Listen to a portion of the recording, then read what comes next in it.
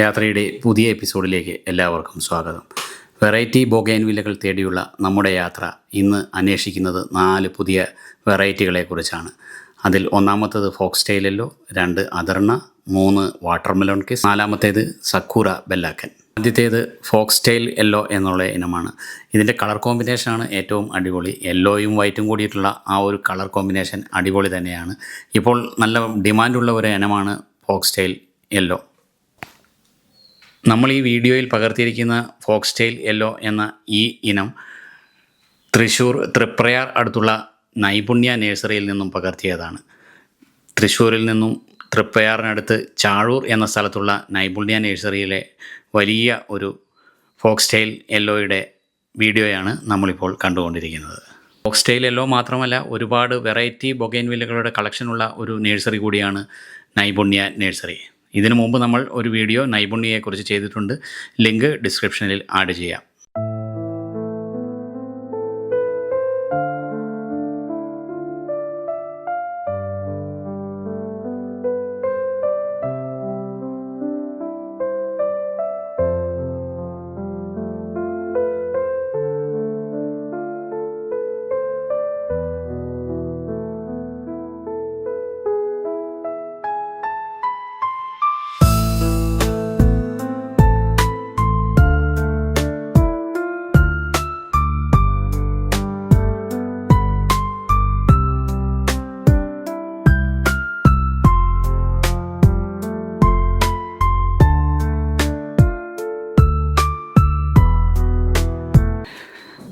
രണ്ടാമത്തെ അടിപൊളി ഇനമാണ് അദർണ. അദർണ ഇപ്പോൾ എല്ലാ വെറൈറ്റി ബൊഗെയിൻവില്ല നഴ്സറികളിലെയും ഒരു പ്രധാന ഇനം തന്നെയാണ്.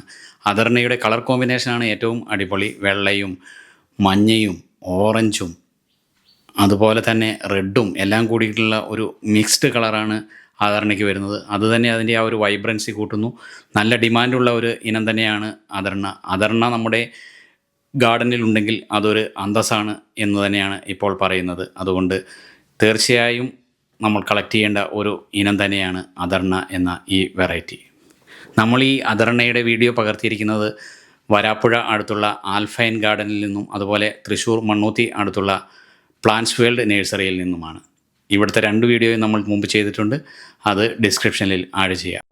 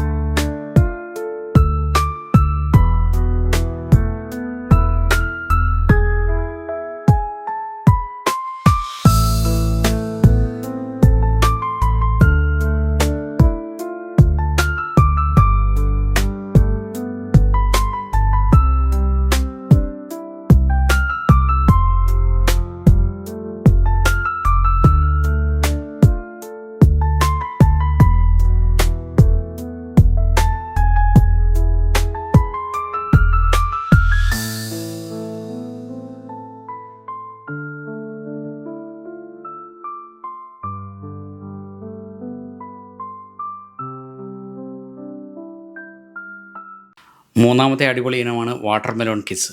ഇതിൻ്റെ പൂവിൻ്റെ പ്രത്യേകത തന്നെയാണ് ഇതിൻ്റെ ഒരു അടിപൊളി പ്രത്യേകത എന്ന് പറയാം. ഇത് ഒരു വാട്ടർമെലോൺ ചെത്തി വെച്ചാൽ എങ്ങനെയുണ്ട് എന്ന പോലെയാണ് ഇതിൻ്റെ കളറും കാണാനാവുന്നത്. 4മത്തെ അടിപൊളി ഇനമാണ് സക്കൂറ ബെല്ലാക്കൻ.